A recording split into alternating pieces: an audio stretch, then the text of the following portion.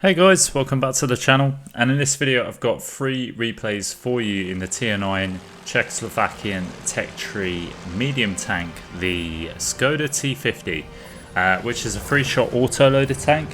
Now before I get into the replays, we'll show the equipment and perks I run on this tank. So I'm running vents, vert stabs and optics, and on the perks I've got Born Leader, Rapid Reload, 6th Sense, Snapshot, Steady Aim, Situational Awareness, Muffled Shot, Run and Gun and Silent Driving.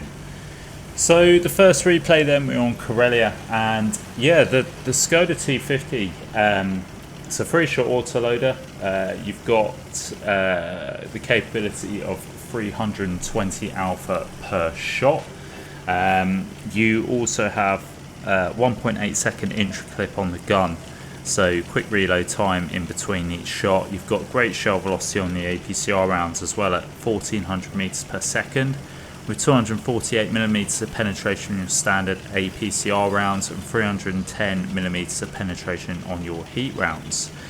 You've got 147 accuracy on rotation with 8 degrees of gun depression, good mobility, traverse speeds which are really good, and top speed is about 55 kilometers per hour with 20 kilometers per hour reverse speed. And you've got 400 meters view range, which is quite decent. You've got good power to weight ratio on this tank as well, so it gets those top speeds pretty quickly. And then you've got 10% fire chance as well, so that's neat to have. The bad points on the tank is you have absolutely no armor whatsoever. This is paper thin, so good luck when you come up against average and anything with HE, because they will just penetrate you easily. So 0.35 accuracy, but in all fairness, I don't actually see that as quite noticeable, really. The accuracy, I think, is actually not that bad. It's pretty decent. As he missed a shot there, but that was my fault. You got 900 meters per second shell velocity on heat rounds, which is a little bit on the sluggish side. You need to lead your shots on that, and obviously you adapt into that after you've been firing sort of accurate and quick firing or quick velocity APCR rounds. Going to be a little bit tricky, but you get around it eventually. You got a 2.2 second aim time with a 23.5 second reload time base, which again not really noticeable though. Once you've got your food and reload pets on, it kind of brings it down. You got poor concealment values as well at 388 meters still concealment moving, and 370 when you are still, and it's quite a large profile tank as well. So if you get hit by artillery, you can see that engine deck is just glaring, begging to be hit by artillery. But overall I think the tank is quite nice. I actually quite enjoyed playing this tank, to be honest. I enjoyed it on the grind. I actually would say this is probably the best tank in the grind. A lot of you might obviously think that's because the other tanks aren't that great, but that's for everyone's that's for each their own, basically, is what I'm trying to say there. I actually didn't mind the grind as a whole, but I personally think this was the best tank in the line. I think even sort of beating the TVP personally, in my opinion. But again, the TVP, I think my own opinion on that is it's kind of outshadowed by the machine personally. But that's probably a discussion for another time. So we'll get on to the gameplay then, and the first replay we're on Karelia. We've not done too bad a job. We pushed fairly aggressive into the field just because I kind of wanted to extend the view range. We didn't really have a light tank, or if we did, they died early. So I felt it was the opportunity to get some assist in, which I have managed to do. It picked up over 1,000 assists, so that's a good start. I managed to get a couple of clips away, picking up to just under 2.9k damage with 2 kills. So it's been a relatively good start, and we're just going to sit here whilst the enemy team have been spotted at the back. Managed to get 1 shot out of 3 into that stir, but he then gets taken up by our friendly GWE 100 artillery.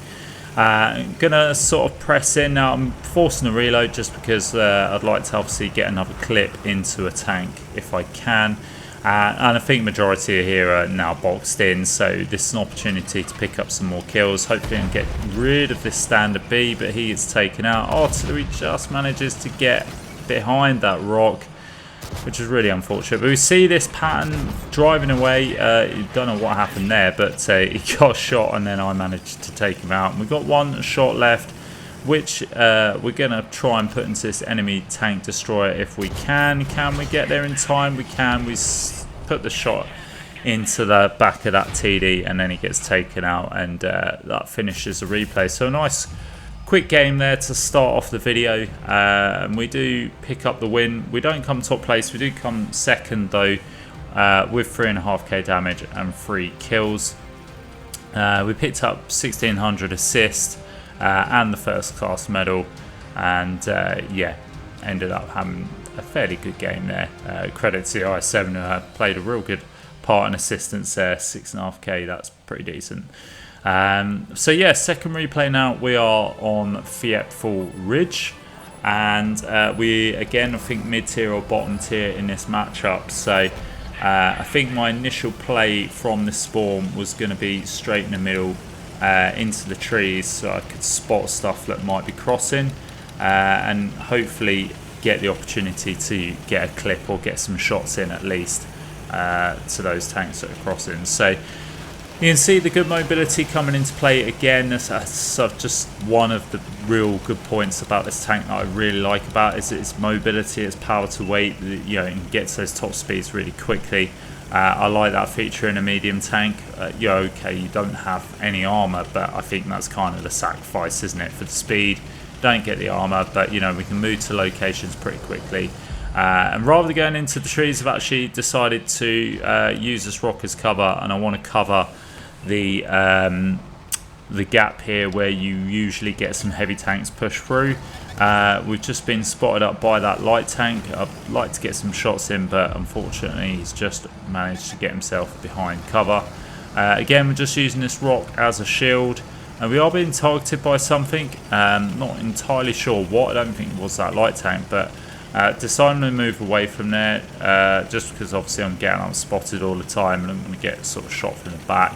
And again, another good feature about this tank is just, I can't keep coming back to that mobility, but you know, it's sort of highlighting the point that you could just, you know, if you're in a bit of a tight situation, you can just kind of, or you know, position it just isn't working right, you can just relocate somewhere else.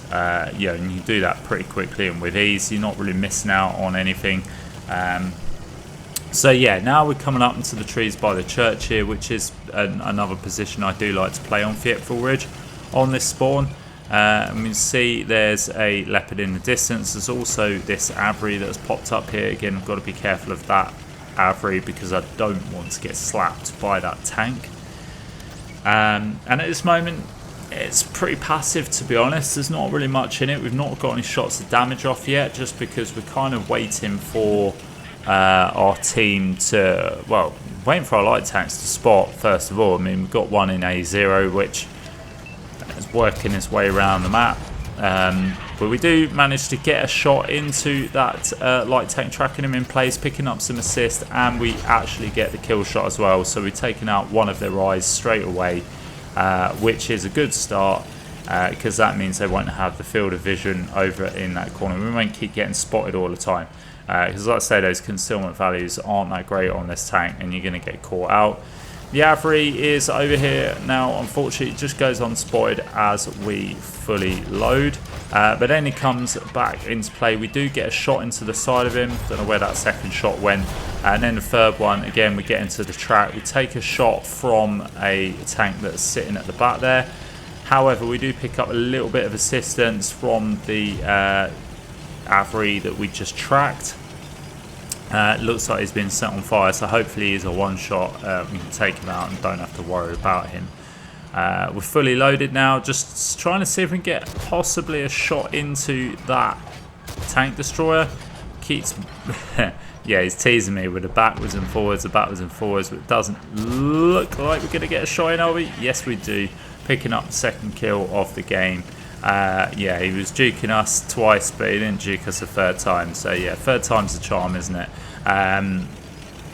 Now again, I'd say just being a bit cautious here, because obviously it's bottom tier matchmaking. Don't want to get caught out, don't want to get slapped by anything nasty from the back. So again, just playing quite passive here, and just waiting on our team to make some plays so that I can potentially help them out, get some shots in. I think at this point I'm starting to get a little bit impatient here, because the game's not really moving. Team's kind of stale, sat in one place, nothing's really happening. So decide to push up to this location where I can get some shots onto this enemy Carnarvon, who's overextended fully there and allows us to get 3 shots in. So that's a full clip on that Carnarvon, then gets taken out by the Avery. So yeah, not a bad result there. I'm glad we pushed up to start getting some damage and pushing this game. Scores are still fairly even with 2 tanks ahead. However, that could all change, but we don't have the hit point pool in place. This must be quite an old replay, so yeah, apologies on that. We can't actually see who's leading on the hit points, but again, we managed to still sort of keep this fairly even. We get a shot into that tank destroyer, back to offload just in case we got spotted. I didn't want to sort of get spotted and then get sort of RBRT'd or shot straight away. Yeah, that was what I was worrying about, the King Dragon. Now, I did say this doesn't have any armour, but it has a very sloped upper plate, which angled right, a bit like the Leopard, you can get some lucky bounces. Unfortunately, we weren't able to bounce that Avery, but the Avery doesn't fully pen, so doesn't. We were lucky there that we didn't get full pen and sort of put down to a 1-shot, but that's obviously a tank we need to be careful of. But we're not going to waste any time getting a kill on that Death Star, picking up our 3rd kill of the game. The Avery gets taken out, which is good. Now we don't have to worry about the Avery. There's 4 tanks left. I'm kind of a 2-3 shot for most of these tanks. Again, get quite lucky that we only get hit in the trap there. Possibly could have returned fire, but I think we were still forcing a reload, so there wasn't really much we could do there. Still lit at this point. Just I'm sort of in 2 minds. Didn't want to play too passive because I want to get to the damage as well. But we're moving ahead. Just to try and see if we can get that last little bit of damage. Got a tank destroyer that's slowly getting whittled away. Also, if we're sort of pushing up front with our mobility, we might be able to get some spots on these guys, which we do manage to do. The Avery takes out the Chimera. We then get targeted, so I'm just pulling back here. But we have spotted that medium, so we are picking up assist. Now that that medium's been taken out, we're going to try and see if we can get some shots into the 3rd round. Unfortunately, we did bounce 1. There's only 1 tank left, which is this tank destroyer.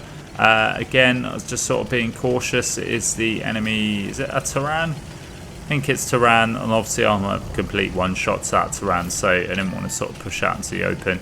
But equally, I would like to get close to pick up some assist. Might even be able to get some shots in, but unfortunately just gets underneath a ridge before we can reload in time. But now we've got the rear of him, we can get some shots in, and he gets taken out by a friendly Conway.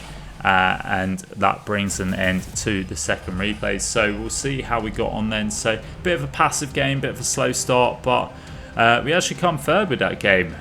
Looks like tier 8's really done quite well in that game, but we do get 3.4k damage for 3k assist, 3 kills, picking up the 1st class.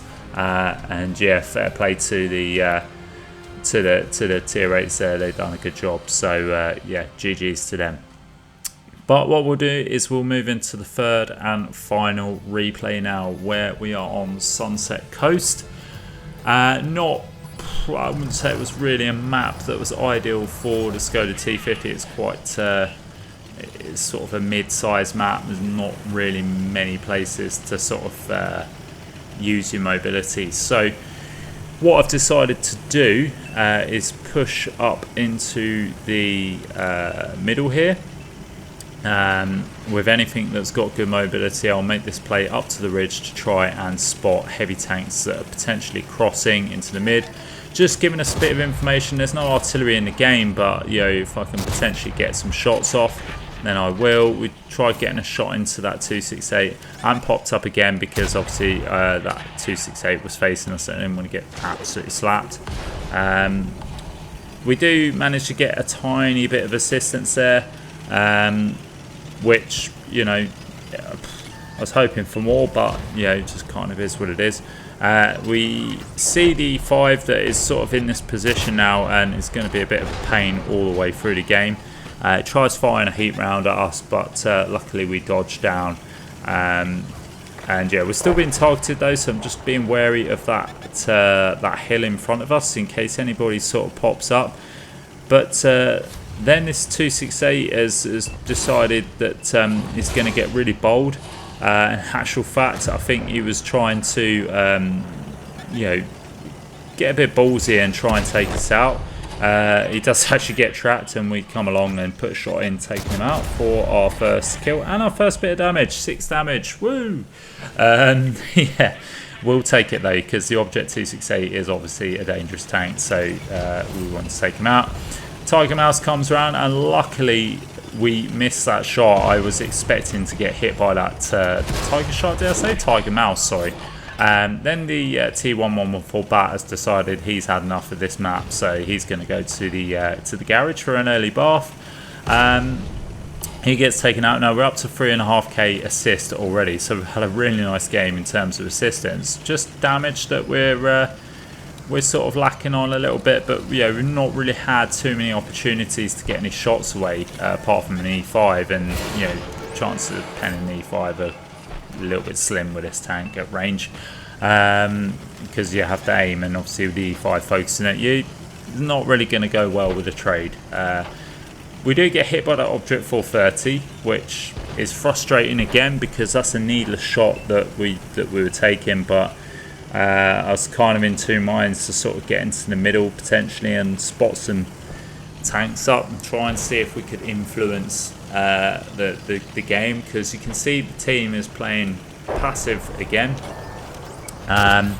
And yeah, at this moment of the game, there's not really much we can do apart from just keep sort of sitting in the position, spotting up the E5, spotting anything else up, and yeah, we're just kind of a little bit of a loss. I don't really want to sort of be here lit and taking any more damage off this E5 because I can't really afford to eat any more damage. Yeah, I was kind of hoping, you know, the thing with the Skoda is you kind of want to, if you're going to trade, you want to be trading for your whole clip. So one shot for your clip is a fair trade. Yeah, that's kind of how the exchange works with autoloaders.